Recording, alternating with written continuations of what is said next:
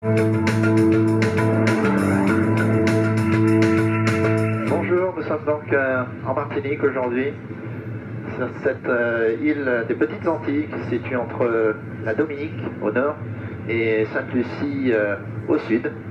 Une île d'environ 1100 km², environ 70 km de long et une trentaine de kilomètres de large. Et une île surtout pleine de contrastes avec aussi bien ce côté carte postale qu'on peut imaginer de la Martinique avec ses plages de sable blanc dans le sud, la barrière de corail, et puis plus au nord, végétation très très verte, la forêt tropicale, des canyons, des cascades, beaucoup de contrastes sur cette île superbe.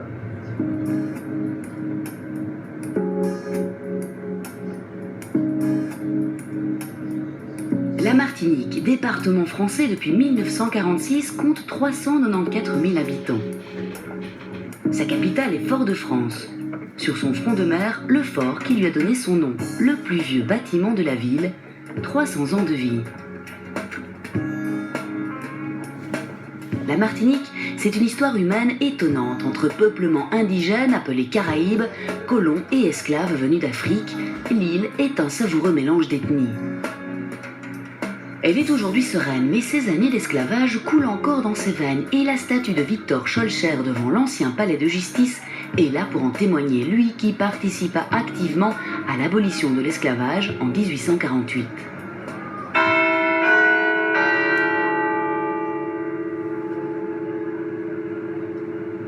Un autre personnage important naît ici, l'épouse de Napoléon, Joséphine de Beauharnais. Et l'hôtel du même nom, le plus vieux de la ville.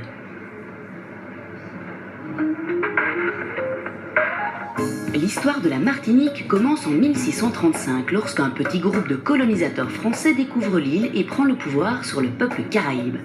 C'est à ce moment que la destinée de l'île change radicalement. Il ne porte alors plus qu'une empreinte, celle de la canne à sucre. Pour répondre aux besoins de la métropole, la Martinique devient une véritable usine à sucre et l'on fait venir d'Afrique des hommes pour cultiver les champs.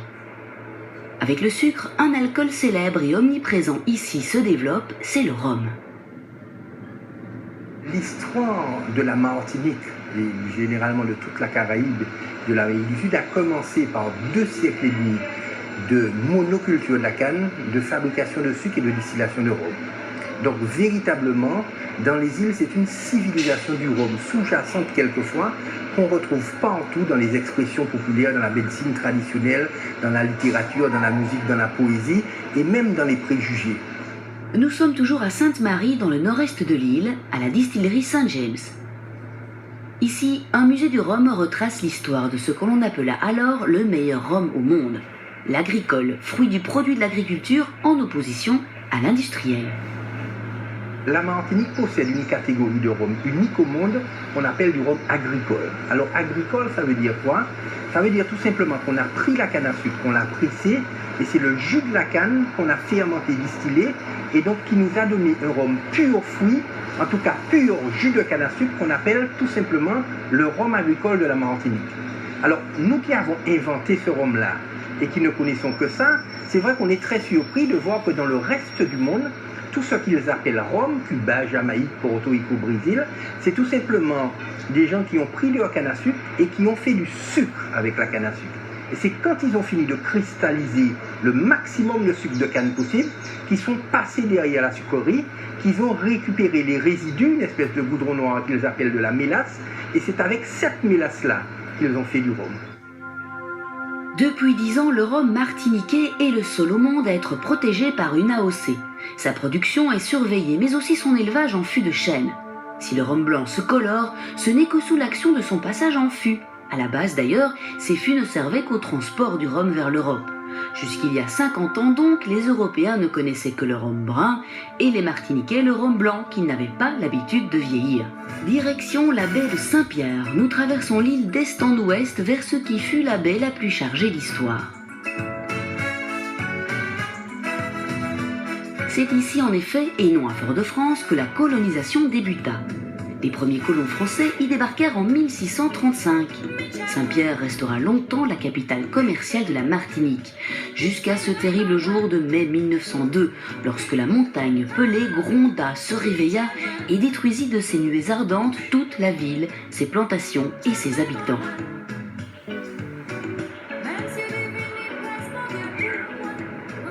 Chaque année en mai, Saint-Pierre commémore cette catastrophe par une grande fête populaire.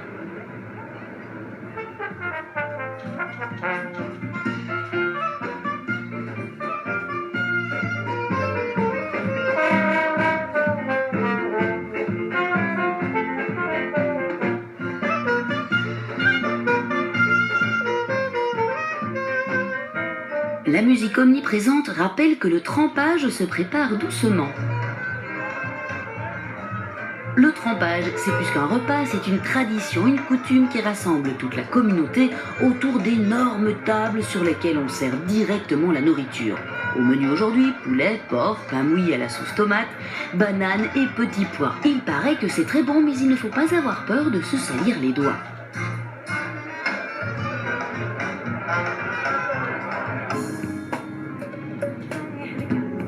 Nous nous rendons au Vauclin, premier port de pêche de la Martinique.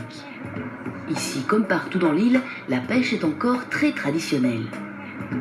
Nous avons rendez-vous avec les frères Louis et Georges qui nous emmènent non plus sur une yole, mais sur leur petit bateau à moteur. Après une bonne demi-heure de navigation, nous nous arrêtons à la première nasse que Louis a placée la semaine dernière. Cette pêche traditionnelle consiste à immerger des cages en métal à près de 30 mètres et de les remonter à la force du poignet après quelques jours, voire quelques semaines. Aujourd'hui, la prise n'est pas très bonne, juste de quoi faire de la friture avec ses carpes, ses dardes et ses rougets, des poissons rouges comme on les appelle ici. Louis déposera ensuite dans la nasse un peu de légumes ou de poissons avariés qui serviront d'appât pour la prochaine prise. Et la nasse de repartir en mer pour quelques jours ou quelques semaines. Un peu plus loin, avec l'œil averti du marin, Louis a repéré ses filets. Cette autre façon de pêcher, c'est la pêche au miclo. Elle occupe la première place et représente plus du tiers de la production totale de poissons frais. Sauf qu'aujourd'hui, décidément, ce n'est pas Byzance, juste quelques poissons, araignées de mer et même un bébé requin. Retour au ponton et le travail d'orfèvre commence. Il en faut de la patience pour défaire des mailles du filet toutes les prises. Alors là, nous avons des carpes, quelques carpes et des surgiens. Alors pourquoi nous appelons ce poisson surgien? Alors ici, il y a des deux côtés de la queue, il y a comme une petite lame qui coupe très facilement. Mais tous les poissons rouges ici sont bons. La chair est très fine et nous consommons beaucoup de poissons ici. Nous aimons le poisson. Nous sommes les deuxièmes consommateurs de poissons au monde. Nous vendons une partie et nous gardons une partie. En principe, un pêcheur consomme à peu près 60% de ses prises. Et de belles prises qui donneront de bons petits plats, car les Martiniquais s'y entendent pour préparer les